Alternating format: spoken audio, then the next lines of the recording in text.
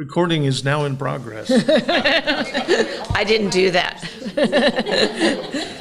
Okay, first of all, I'm just going to ask you to put something on your calendar.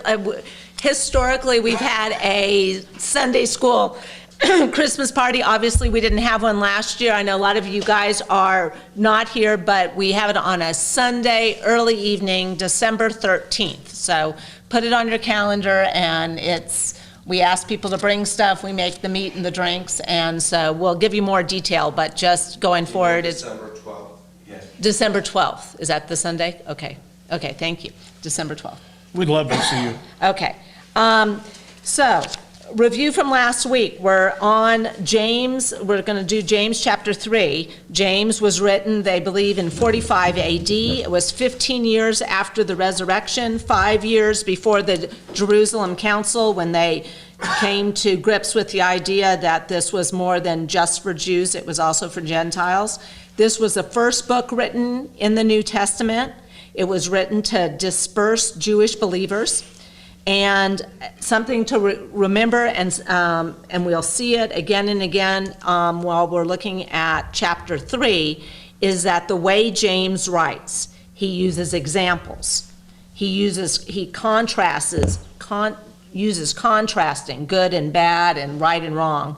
And he also writes very similar to he writes very similar to the Proverbs in like little short pieces of advice. And today we will read some of the Proverbs that are like some of the things that he wrote in James. And finally, this is my conviction with this book.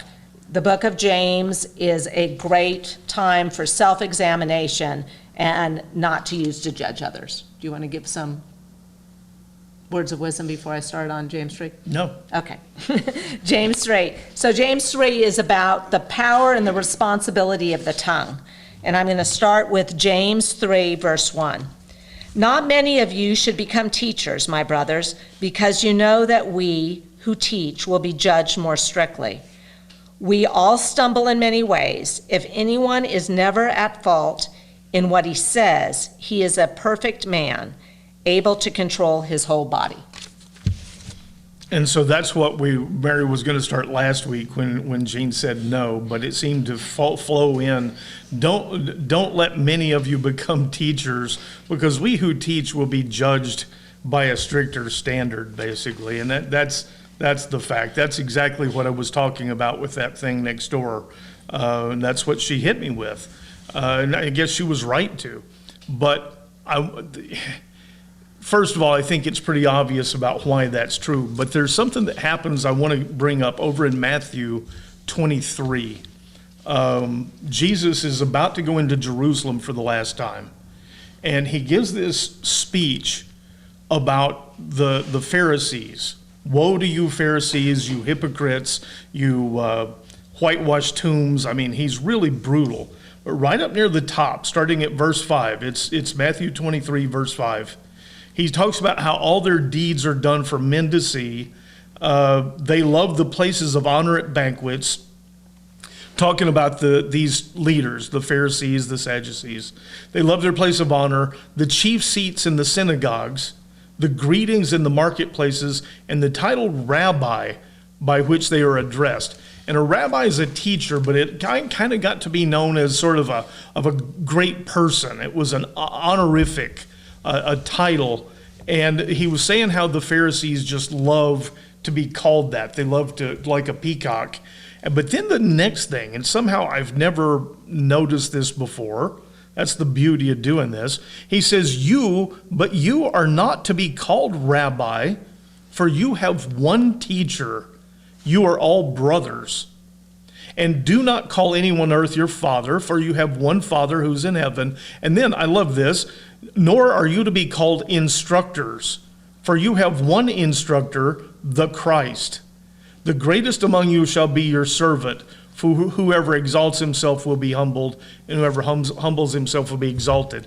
And so here's James saying that not many of us should be called teachers. And you've got in the book of Matthew, Jesus saying, don't be called instructor, for there's only one instructor, And it really shook me up this week. I mean, I had to go back and figure out what, because I'm talking last week about being a teacher. But it is a problem being in a position of teaching, the tendency, the human tendency to start thinking that you're somehow, you know more than the other people. And in a lot of religious, churches, I'm dancing around that here though, but we have gotten in a habit of treating certain people like royalty in churches. And what Jesus was saying is, you're all brothers. And I think it's the same thing. I really tried to figure out for sure, is that what James is saying? And I think it is, that within these groups, within the brothers and sisters, the friends, we're all equals.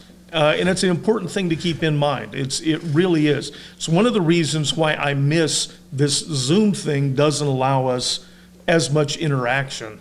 I really do miss that. It's the reason I put up with you, Gene, is but we miss that. We miss what we gain from each other in so many cases. So I wanted to bring that up because I know sometimes when people are talking locally, you guys that are out on Zoom, it's a little bit tough.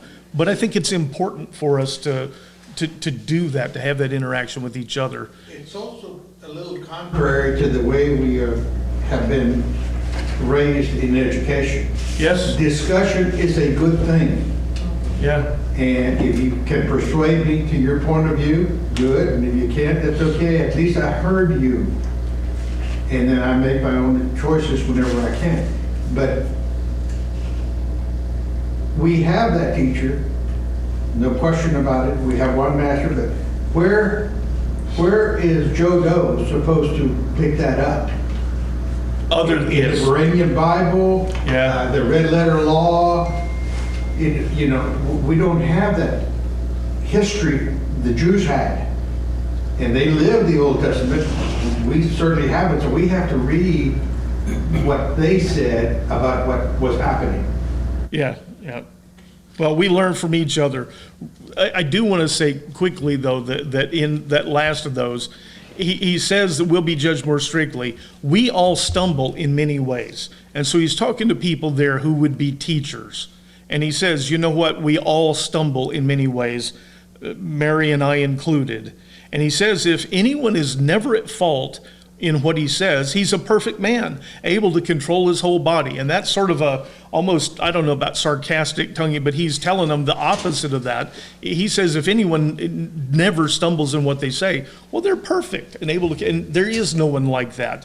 So keep that in mind as we deal with each other. We all stumble. I sometimes I have people write who are a little upset with things that I say in the class, but remember that we all stumble. We can talk about it.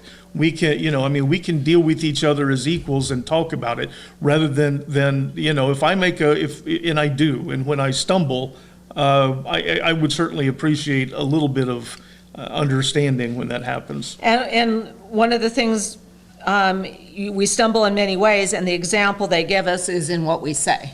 Yeah. So that's an example. And then he goes on to, this chapter is known as Taming of the Tongue. So this next section I'm going to read is James 3, verse 3 to 12. When we put bits into the mouths of horses to make them obey us, we can guide the whole animal. Consider ships as well. Although they are so large and are driven by strong winds, they are steered by a very small rudder, wherever the pilot is inclined. In the same way, the tongue is a small part of the body, but it boasts of great things. Consider how small a spark sets a great forest ablaze. The tongue also is a fire, a world of wickedness among the parts of the body. It pollutes the whole person, sets the course of his life on fire, and is itself set on fire by hell.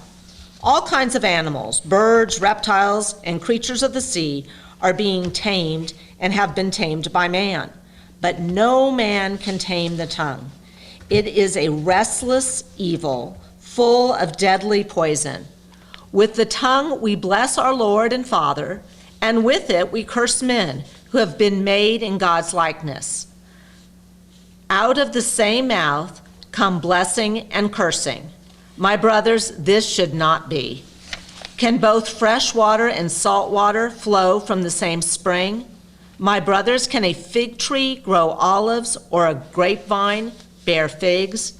Neither can a salt spring produce fresh water. He spends an awful lot of time on this idea of taming the tongue. And it's been a strange couple of weeks. We're studying this, and I'm seeing this in action. I on myself last week, but I'm seeing it in action in so many places that I don't know if we're wound a little tight right now, but what comes out of our mouth does tremendous damage.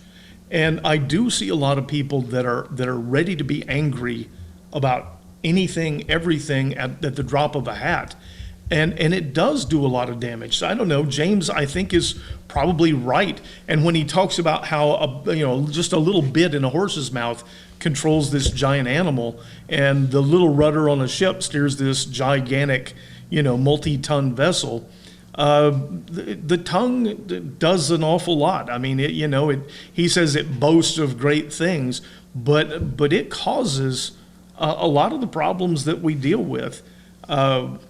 One of the things I listened to this week that says, we've been raised with sticks and stones may break our bones, but words can never hurt us, isn't it? And, that is very false. I mean, words can hurt us, and they can hurt us badly. But you get to this line here that says, no man can tame the tongue. So it seems. May I say something right here? Yes. I unmuted myself. I don't know if I'm allowed to do that. Yes, we love it.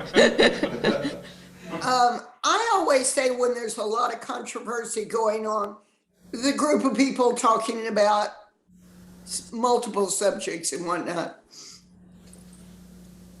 I have always felt that you can say a lot more by not saying anything. It really does work. It really does. Jackie, I've seen you in action enough over the years, and I admire you enough that coming from you means it's a thing that I need to keep in mind. It's a very good point, and one I'm not very good at. So yeah, it makes sense. And I watch you do it. Yeah. I'll unmute myself or mute myself right now, but I just had to say that. I think that's very important.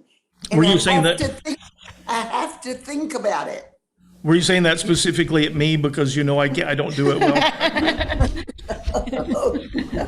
No, it's good. It's a good thing. He says something in here about how the same tongue that blesses the Father, that says things to God, also then turns around. When I was a kid, you grow up in Texas, there are all these sayings, these cornpone sayings, but somebody maybe has said some bad things, and they would say, "Do you kiss your mama with that mouth?" And I laughed this week when I read James talking about the same tongue that blesses the Father also does all these bad things, and it reminded me of being a kid. But it's true. I mean, the same, we use it for such good things, but James's point, and it's well taken, is this is a big issue for us. It says a lot when we tell people that we are Christian, that we follow this Messiah, and then we turn around and say these mean, horrible things with our mouths. It doesn't speak well of us, and it does a lot of damage. But if man can't tame the tongue, but the second part of that, God can tame the tongue, and it goes back to something you said before. This is a heart problem, not a tongue problem. It's a taming of the heart. What's in the heart proceeds from the mouth. That's one of the scriptures, and that's exactly right. When you harbor that stuff in your heart, eventually it's going to slip out. And I still think the key to it is spending time thinking about what's already in your heart, rather than trying to just close your lips. Do you want to read some of these Proverbs so like I said, James often talks sort of in like a Proverbs style. And if you read Proverbs, there's a lot of Proverbs that do happen to talk about the tongue. Yeah, there are, and James is clearly very familiar with the Proverbs. He's comfortable, and that's why he talks like this. But Mary went out and found some of the Proverbs on the same thing. Proverbs 10:19, when words are many, sin is unavoidable, but he who restrains his lips is wise. Jackie, he who restrains his lips is wise, thank you. The tongue of the righteous is choice silver, but the heart of the wicked has little worth. The lips of the righteous feed many, but fools die for lack of judgment. A couple more. Proverbs 12:5. Anxiety weighs down the heart of a man, but a good word cheers it up. And you see this similarity to James speaking in this proverb style. Pleasant words are a honeycomb, sweet to the soul and healing to the bones. And the last one's The really last one, good. is that the one I said I don't even understand? No, I got rid of that one. Good. Like a madman shooting firebrands and deadly arrows, so is the man who deceives his neighbor and says, I was only joking. Without wood, oh, I love this. Without wood, a fire goes out. Without gossip, a conflict ceases. Those are great words. Without wood, a fire goes out. And without gossip, a conflict ceases. Gossip is one of our downfalls, one of our hobbies as well. There's old Julie. Yes. She has something to say? I think she was struck. Okay, yeah, okay. Should I go on? Yeah, go ahead. Okay, so I'm now on, I'm sorry. okay, sorry. Yes. Where is the self-responsibility for the tongue? Well, James is saying you're responsible and you need to do it. Where is it? I don't know how else to say it except what I've been saying for 2 weeks. I think the only possibility of taming this tongue is with the heart first. And I mean, otherwise, what's in your heart comes out of your mouth. So the responsibility probably is self-examination, watching what it is when you catch yourself thinking like I did, like I said last week. I was so angry at that person for weeks that given the opportunity, that's what spilled out of my mouth. I think that's where it is. My question is, how come he doesn't say that? How come he doesn't close all these animal things and guidings and all that sort of stuff that I think are non sequitur and say, ooh, this is what I'm telling you? Well, it's in different styles. I don't know what to say about that. I mean, I failed to close gaps at times, and you've told me, you should do that. I mean, I think we need each other. James is doing, the best work James can, I guess. But you see that in there when he talks that much about taming the tongue. And then he says that no man can tame the tongue. Maybe it's an inference, and maybe he could do better, but we're going to do it now. We're going to say that. I listened to one sermon that talked about, this isn't about grit your teeth and try harder. I mean, you can try harder, and I know this is self-conviction. This whole section has been, I say to myself, I am just going to keep my mouth shut. I'm not, and then all of a sudden it like boils up, and then I go bloop, and it's that part that goes back to it's a heart problem. And at somewhere we were talking about if you see that other person as a child of God, maybe, and you ask God to help you see that person as a child of God, maybe you wouldn't go bloop. I think it's our only chance, really. James 3, verse 13. Who is wise and understanding among you? Let him show it by his good conduct, by deeds done in the humility that comes from wisdom. But if you harbor bitter jealousy and selfish ambition in your hearts, do not boast it or deny the truth. Such wisdom does not come from above, but is earthly, unspiritual, demonic.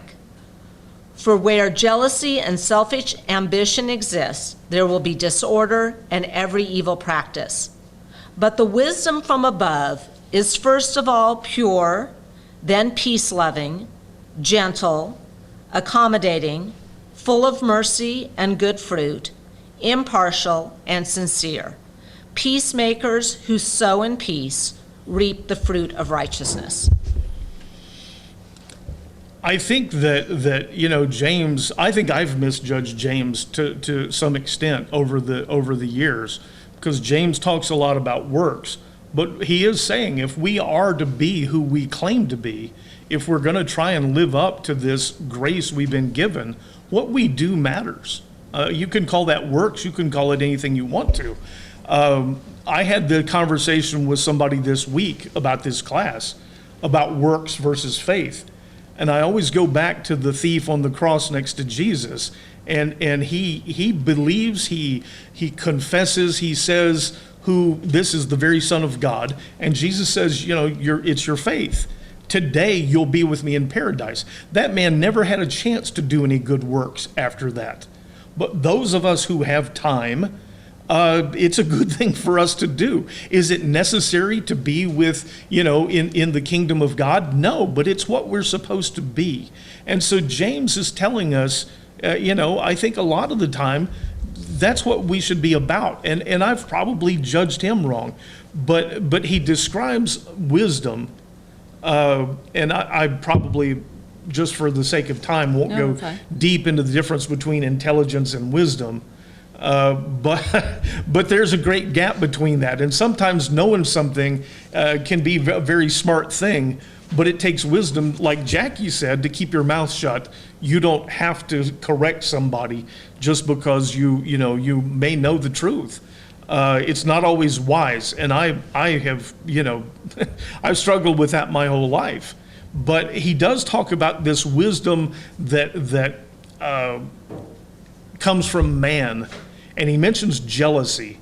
A lot of the time, jealousy and coveting is what's at the heart of these things that come out of our mouths.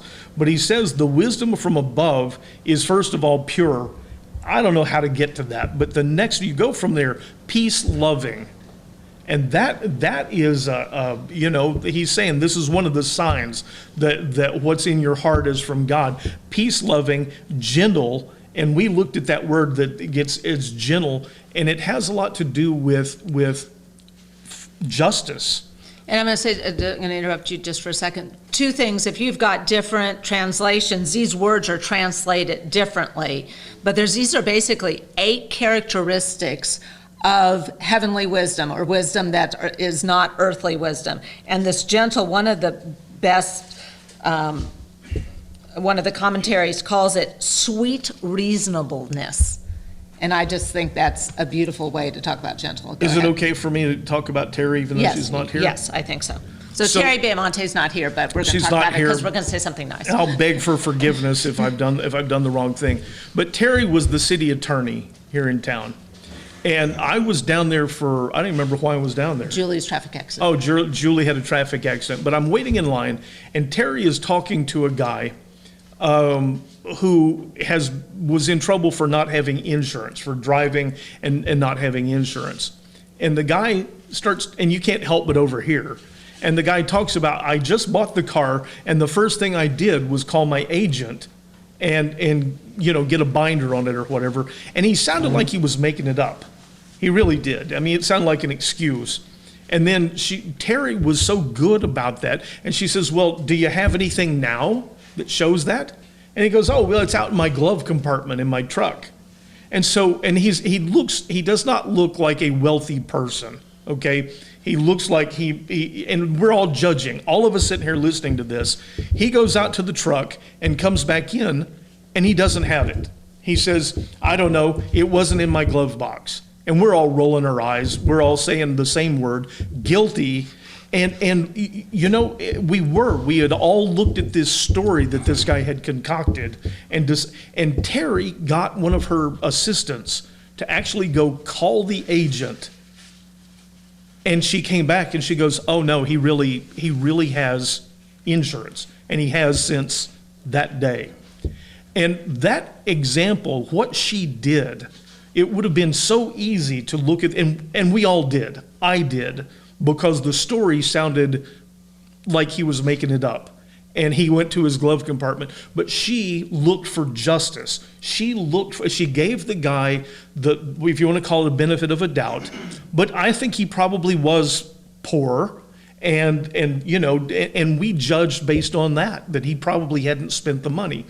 Terry hung in there, and it was such a marvelous display to me of what this word is. This, what they called gentleness, and Mary called sweet what? Sweet reasonableness. Reasonableness. And she was so terribly reasonable with this man and gave him every opportunity. And as we looked at this word this week, that example of Terry came back to me over and over again. The fact that everybody else in that room had judged this man and convicted him, and Terry was willing to go the extra mile, and then the extra mile after that, and it comes back and he was telling the truth. That's what this word is. That's a characteristic of real wisdom. Of real wisdom from God, yes. So, but it says accommodating, full of mercy and good fruit. And here's James talking about fruit again, but it's an important thing. We do have that responsibility. It's something that we should be about, demonstrating this wisdom from God and the same mercy that was extended to us. You want to go? And do you want to say something? Peacemakers who sow in peace reap the fruit of righteousness, how this chapter ends? Yeah, I'm not good at that. You should probably get Jackie to unmute again. But peacemakers, you see in what James is telling them, and remember who he's writing to. But he's talking about the importance of peace, shalom, within this framework of believing Christ, of being a part of the kingdom of God. They're good words, and I think it is so unlike what we typically tag James as being.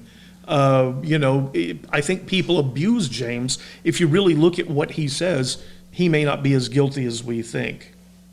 Going on to chapter 4, and remember there was never chapters or verses, so it flows right from that. Peacemakers who sow in peace reap the fruits of righteousness. What causes conflict and quarrels among you? Don't they come from the passions of war within you? You crave what you do not have. You kill and covet, but are unable to obtain it. You quarrel and fight. You do not have because you do not ask. And when you do ask, you do not receive because you ask with wrong motives, that you may squander it on your pleasures. So, the first thing, what causes conflicts and quarrels among you? And then he answers it himself. Don't they come from the passions at war within you? It's you causing the conflicts and stuff. Always look to yourself. And I guess I'm better at saying it than doing it, but I used to tell the kids, they would come home and tell me about what somebody did at school, and I'd always stop them and say, hold on, some fight they'd had. First, let's talk about what you did. Did you contribute to it? Yes. What did you do to contribute? And you find these ways that we blow these things up. But he talks about being covetous, looking at things, wanting them, and not having them. And whether it's stuff or whether it's approval or whether it's a friend, somebody's friends, and I want to be friends with them. That's, but that's the things that sit and stew in our brains until we wind up in these conflicts. You crave what you do not have. You quarrel and fight because you don't have because you don't ask. And people take that verse out of context and say, well, you don't have because you don't ask. Just ask God and you get whatever you want. And I hate it when people do that name it and claim it stuff. And so I brought another verse. It's one of my favorites in the world. It is Psalm 37, verse 4. And David says, delight yourself in the Lord, and he will give you the desires of your heart. And that's another one that gets abused and misused a lot, that he'll just give you whatever you want. And it bothered me for years until I began to learn to, read some Hebrew. The word that's translated as give almost every other time that word is used, it is put. It is to put the desires in your heart. And what also happens is even the name it and claim it people using this neglect the first part that says, delight yourself in the Lord. You know, they just want to talk about, let me get the desires of my heart. Let me get whatever I asked for. And even David starts out, delight yourself in the Lord. And what I have found over, you know, beginning to understand this is that the things I want change. Delight yourself in the Lord. I say, you know, a lot of the time, the more I say thank you, the less I need to say please. And what James just says here is that you ask for these things with these wrong motives. You're asking for stuff for your own pleasure so that you can squander them on yourself. And when you're asking for that, chances are you're going to be disappointed that God's not answering. He's not Santa Claus. He's not there to give you all the stuff that, as you started above saying, you covet stuff that you don't have. You ask for you know, these things that are even a lot of the time not good for you. You know, like a kid saying, Dad, can I have a flamethrower? Well, no, you can't have a flamethrower. But, you know, I mean, it would make me happy. It would, and I, as a kid, that I would have gone for one. But this is what James is getting at with this, about how miserable. And if you look at the world we live in now, what is it? Cons. You want a better life at the best price. You deserve it at cons. You deserve, and the stuff they're saying is going to be a better life for you. You want a better life? What you need is a bigger TV. And James is trying to tell us the exact opposite of that. James is, you know, delight in the Lord, he'll give you the desires of your heart. So that's all I got on that. And one of the other thing about James's styles is he asks questions and then answers them. And, Yes. and like I said, one of the couple of aha moments of reading James is, like I've said before, James has a very specific style. And now when I hear James, when I hear Acts, I can hear Luke, the way he writes. James writes very differently. And so sometimes, you know, books that we're drawn to in the Bible, I think, it depends on what writing style you like. I mean, you're a big Luke's fan, so you like Luke, you like Acts, but you're getting around to James. I am. I actually am. Verse 4 in chapter 4. You adulteress, Hold on just a second. Remember that this flows right behind. You ask, you don't receive because you ask with wrong motives, that you may squander it on your pleasures. And he jumps from that to saying, you adulteresses. And this is that's a pretty harsh thing. I mean, I don't think we don't skip over this, because this idea of adultery, and we see it through the Old Testament, the book of Hosea is a prophet, and actually there's a reference to it here in this section. But Hosea was told by God to go and marry a prostitute and have children with her.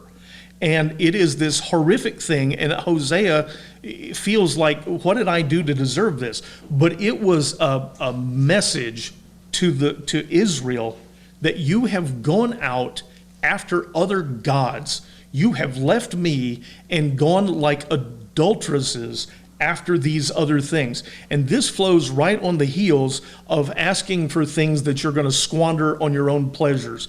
It's not an accident that this follows. You adulteresses, you people who leave God to go in search of these things that you think you have to have. And it's what leads to a lot of the misery that we go through. Okay, sorry. No, that's okay. Do you not know that friendship with the world is hostility towards your God?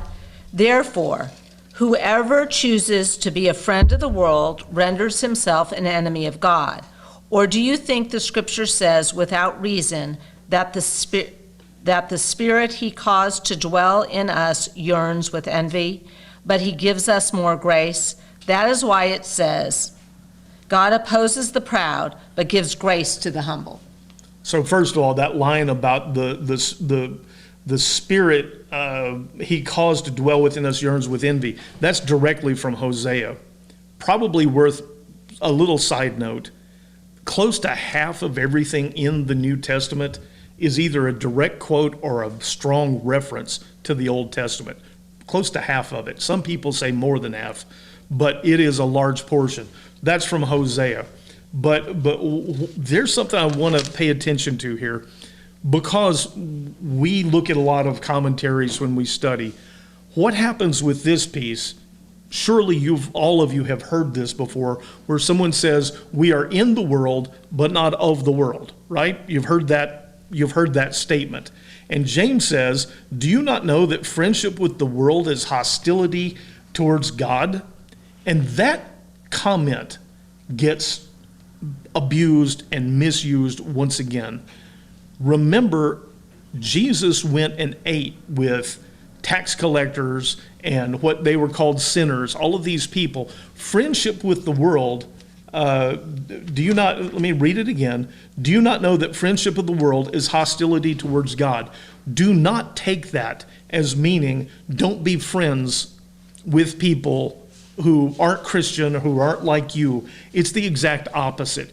What James is talking about very explicitly, and because of some of his other references, is you don't necessarily do the things that they do, but do not separate yourself from this world.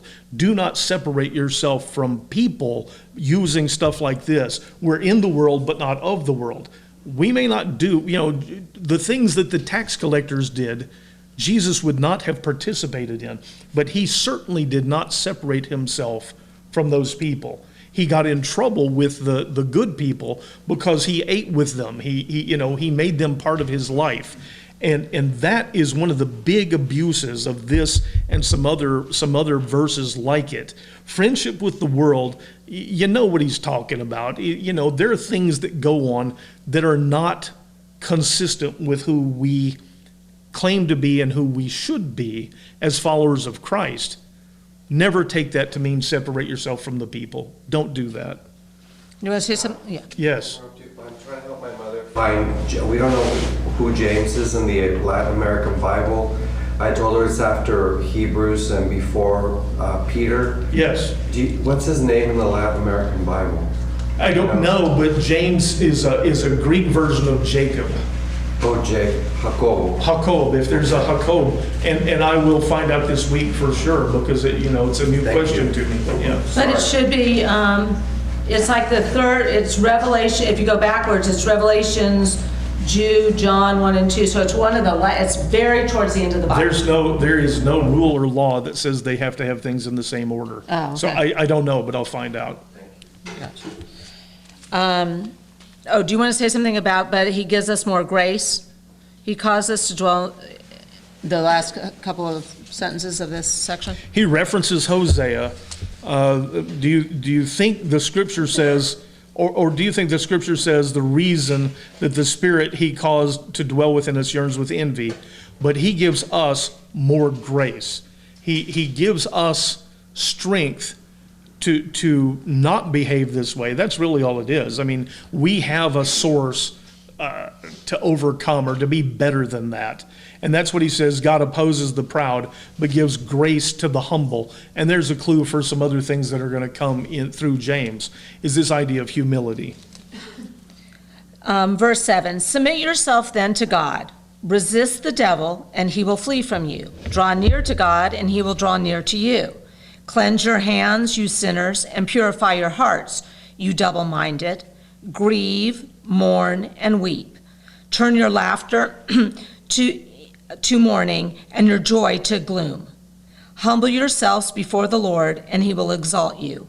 Brothers, do not slander one another. Anyone who speaks against his brother or judges him speaks against the law and judges it. And if you judge the law, you are not a practitioner of the law, but a judge of it. There is only one lawgiver and judge, the one who is able to save and destroy. But who are you to judge your neighbor? I want to jump right into that. That's like wanting to eat dessert before dinner, that last bit about not judging. But he starts out about submit yourselves to God. We like to skip over that. It's a hard thing to do. Submit yourself to God. And in all the commentaries I heard this week, they just gloss right over that. We want to jump into something else. Submit yourselves to God. Draw near to him, God, and he will draw near to you. Cleanse your hands, you sinners, and purify your hearts, you double-minded. Cleansing your hands, there's a point where Jesus is talking to the Pharisees, and he tells them in fact, it was what I was reading earlier. You guys wash the outside of the cup. You make a great show of the way of the image that you put forward. He says, clean the inside of the cup, and the outside will also be clean. And this, I think James is very much echoing that the cleansing is really of the heart. But anyways, let's see. He does do, though, purify your hearts, you double-minded. Double-minded man is unstable in all his ways. We read that recently. Here he does something, though, and I don't know how you guys feel about it. I know what he's trying to get across. I understand. He tells, he's told us earlier, if you boast, if you have this stuff in your heart, don't lie to yourself about it. And don't at least keep your mouth shut about it. But he says, grieve, mourn, and weep. And I always talk about the opposite, because I talk about the joy that is supposed to be, part of this life more abundant. But he's saying this is part of repentance. You should be sorrowful for all of these things that came up above that we're all guilty of. But the way it comes across, just spend all your time weeping and in mourning. Because the next sentence is turn your laughter in mourning and your joy to gloom. Yeah, that's pretty harsh stuff. But I don't think he's saying that all the time we're supposed to be gloomy and mourning. He's teaching a specific lesson about these things in our heart that we should probably mourn over the fact that we are guilty of the stuff he's been talking about. Humble yourselves, though. We get into this part. This is a whole lot easier to talk about. Humble yourselves before the Lord, and he will exalt you. There's the paradox we see in the New Testament. We see in Jesus, the last shall be first. Humble yourself and you'll be exalted. And so James is, he's teaching a message that comes straight from Jesus himself. Now I get to skip to the part I want to talk about. Brothers, do not slander one another. Anyone who speaks against his brother or judges him speaks against the law and judges it. And as I've read this before, I lost it right there. Here's James talking about the law, and I don't like James. Just let it go. But you look at what comes next. If you judge the law, you're not a practitioner of it, but a judge of it.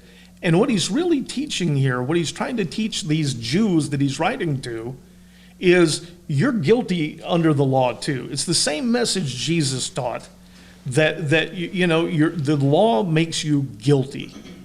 And what he says is, there is only one lawgiver and judge, the one who is able to save and destroy. There's only one judge. And so you've got to, I think, move past just the words and look at what he's saying. The important part comes here where he says, there's only one judge. There's only one. And if you put yourself in that position, you're out of line.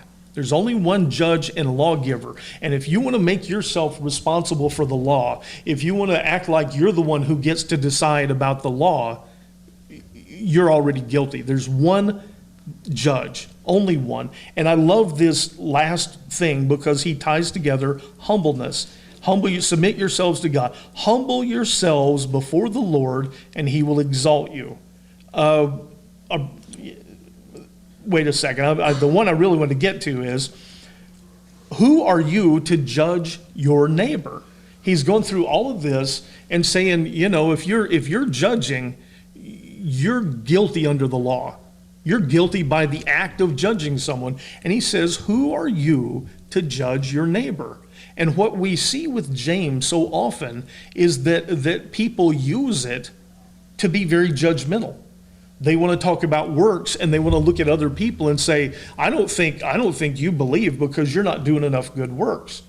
And this is what James is associated with. And yet here in his own words, James says, who are you to judge your neighbor? Now, Gene, you said earlier you think he's doing the same thing. And at times he probably is. We all fall short.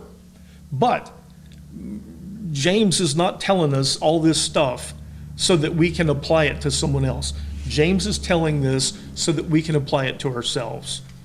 There's only Why one. doesn't he answer that question? It's a style. It's a. But he has a question and then he offers an answer. Yeah. This one, he leaves the question, and I think the answer is obvious of what he's trying to say. How come he doesn't say it? Okay, well, let me go back a few verses to verse 13. He starts out saying, who is wise and understanding among you? And he didn't answer that either, because the purpose in that was everyone wants to be wise and understanding.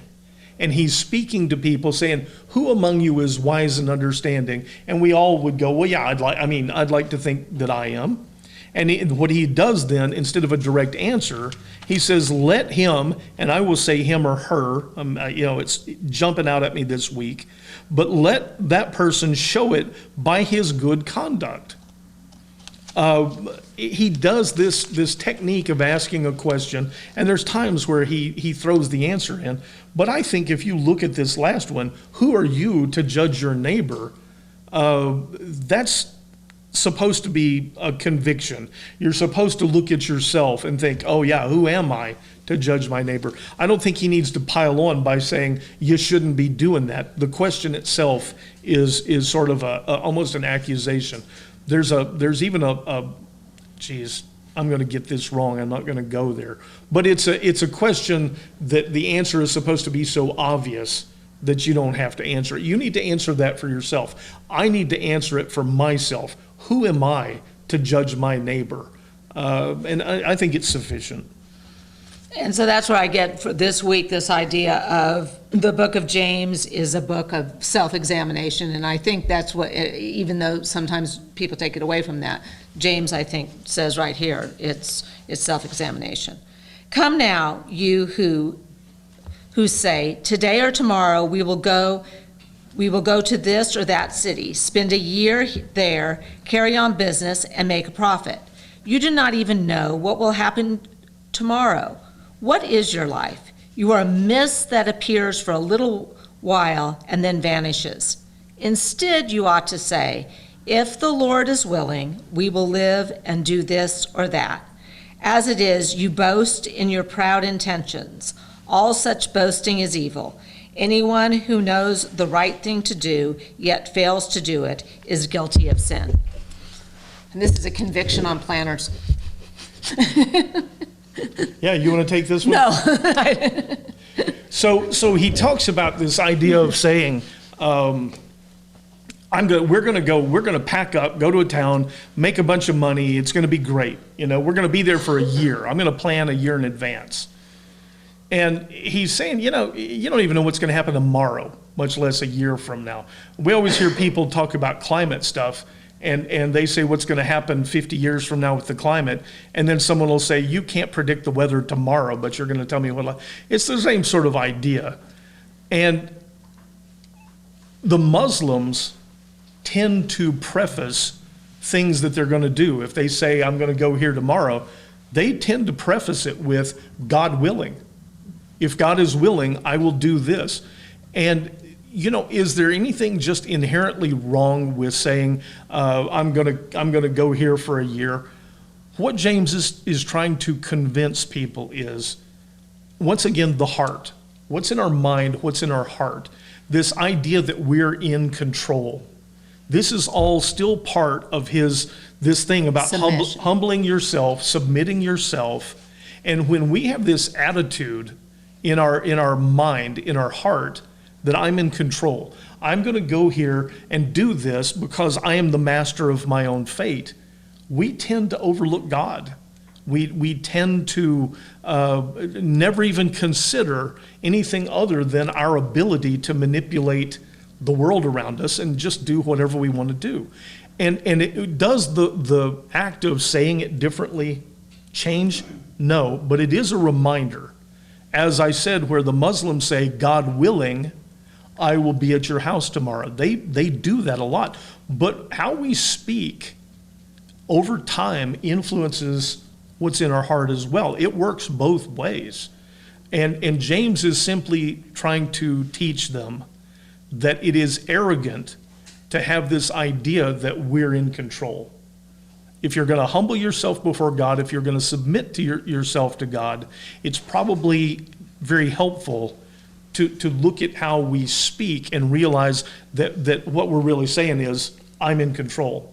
It doesn't, and like, and I guess I'm defending my planning type approach to the world, is it doesn't say that you shouldn't plan. It's to say that as long as you have that idea of God willing, and it's a great discussion to have, because you say to yourself, well, if things are working out well, does that mean it's God's plan? But if you keep asking the question, I think that's like what you say about the Muslims. If you keep saying, is this God's will? Things could work out fine and then go south. But if you're always open to the idea that you're not in control and that you should seek the bigger answer, I don't know how to say it. No, that's good. I told you when we started this on James, Sister Odelia got on me about, and got on her priests especially, and made them say him and her, he and she, man and woman. I mean, but when I talked to her, she said, when you constantly say something, it begins to reinforce things in your mind. And I think there's a point in that. So what James is saying, watch this idea of talking as if you're the master. If you're going to submit yourself, consider how you speak. Once again, it's what's in the heart. He says, let me see if I can get to that last part of it. As it is you boast in your proud intentions, all such boasting is evil. And that word evil, we balk at that. I'm not evil because I say I'm going to go someplace for a month, but he is saying that it's a good time to say this. Earlier it talked about wherever there's all this strife, all this talking, sin is going to be there. So what is sin? Does anybody want to unmute and talk about the nature of sin? We don't like to talk about sin. The nature of sin? Or what is it? Sin is just a separation from God. That's a separation from God, Gene. That's as good as I can say it. We've been through so many of these studies, and there are times where things come up about sin, and it's very unpopular in our society to talk about sin. And people always want to talk about somebody else's sin, not so much their own. But the definition that we've sort of come to as a way to understand this is that sin is whatever separates you from God. And that way we don't have to memorize rules. We don't have to take 10 commandments and turn them into 613 mitzvahot and then dice those down. It's whatever separates you from God. And where Jesus gets in that discussion about all of a sudden I'm losing it. Who's my neighbor? But what do you need? He says, Master, what do I need to see eternal life? And he says, well, what do you think? And he says, well, love your neighbor as yourself. Love the Lord your God with all your heart, all your soul, and all your might. And then love your neighbor as yourself. And Jesus says, well, good, you got it. Go do that. And there's the problem. Go do that. Sure, it sounds simple. But this idea of sin being whatever separates you from God, then you don't need to have somebody define for you. When we were in Israel, I'm wondering here, but I'm trying to get this into words. When we were in Israel, we got on an elevator to go see somebody who was staying up in the top floor of this big hotel. And we may have told this, but it took us forever to get upstairs. We were late for the meeting because it stopped at every single floor along the way. And we told him, sorry, we're late, the elevator. And he said, oh, no, you got on the Shabbat elevator. What do you mean the Shabbat elevator? They're not allowed to do work, and pushing the button on the elevator would be work. So they have an elevator that stops at every floor for them. And it gets to the point of being silly. I don't think that God's intent in that was that you should not push the button. Now, should we possibly have not been doing a business meeting on Shabbat? That's a different story. But it's not the act of pushing the button that does it. It's the act of saying we're going to be doing business on the Lord's Day, on the Sabbath, on Shabbat. So this whole thing comes down to the idea of sin being whatever separates you from God. And James is telling us that these things in our heart, the anger that we feel, the envy that we feel, the covetousness that we feel, and these words that come out of our mouth, all of it is sin. All of it separates us from God and the love, the grace that we're supposed to show to other people. It's all sin. And so that's all James is teaching. He's saying, like Jesus said, if you've done it in your heart, it's not a matter of did you steal, did you covet, did you sit and think, you know what, I like to take that from him, or I'm so mad I'd just like to kill that person, or I would be about having affairs. Jesus said if you've done it in your heart, you're just as guilty. And as I look at James, I can see evidence of that James is telling them, this stuff is in your heart. And these things with our tongues and our anger and not submitting to God, it's all sin. It's what separates us from who we could be. So James is before Paul? James wrote this before Paul, yeah. So Paul says it a little clearer. Right? Paul's pretty good. What are you thinking specifically? Well, it says, you don't have to be afraid of principalities or kings or all. You just, whatever faith you have, don't let it separate you from the love of God. Yeah. And different things Speak to different people. I try not to overlook that, and I still do. Sometimes I'll look at the book like this and think that doesn't speak to me at all, and then someone else will come up and go, I really love James. What I do want to get across from this study of James and from like this week is that James, this book, more and more, I'm realizing, is a book of self-examination. James is giving them guidelines for them to examine themselves. And what? And we're going to see it later in the book, but for them to draw closer to God, for them not to be separating themselves from God. That's the message here. And he's actually, if you don't get too hung up in the nuts and bolts, the message is a pretty good one.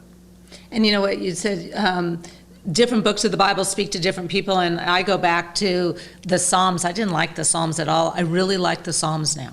And so, I think different books of the Bible speak to you at different times too. Yeah. And it is 10. Okay. Sorry, you can't talk anymore. I've talked entirely too much today. God, sometimes I don't know how to pray for a group of people. I know myself, and I looked at these words this week, and I see myself in them, and I see the life more abundant that usually I'm in touch with when I'm not doing these things. And I know that's not a coincidence. You've laid out for us a path that's really pretty straight, and we wander off of it. We go looking for other things, and it gets in the way. It hurts us, and we, more and more see that you tell us to not do things because you do care about us, because they're not good for us. And I appreciate the message that you left through this, the reminders, rather than getting offended by it, the value in being able to look at it and be honest and not lie to myself about what it is that's being taught to me specifically. And I know I can't be the only one. I know that, all of us can use those reminders. And so I'm thankful for the words that you left, that you inspired. Help us all to see the the bigger messages, to see the will, the guide that you have for us, and not to get so bogged down in the human pieces of this that we lose the message you have for us. It's a good one and it's well needed. Be with us this week, those ones that we continue to pray for Julie. She's with this medicine she's about to start. For Cindy, that you strengthen her, bring her back. For Jack and Laura, as this unfolds in front of them. And for all of us, as we get these opportunities to draw closer to you. Amen. Amen. Thank you, guys. Have a good week, everybody. Happy Halloween. So there's not a book called... There you go. Happy Halloween. Thank y'all. And pray for Baylor and another victory against TCU next Saturday. Pray for victory against TCU next Saturday. Oh, I forgot to do a Baylor prayer. I'm so sorry. A friend of mine helped me create a prayer. When Ben was a senior, I had to do the prayer and some of the pep rally deals when they were on the bus going to the football games. And one of my buddies, he's a deacon in his Baptist church. He's a home builder buddy, and he's also a deacon in his church. And I asked him to create a prayer. It's something like said, I think that the gist of it was, "Dear Lord, pray for our boys in the strength tonight, God bless our boys, and hopefully God bless the other team not as much." Yeah, that always sits a little hard on me there, but yeah, you guys have got a lot to be.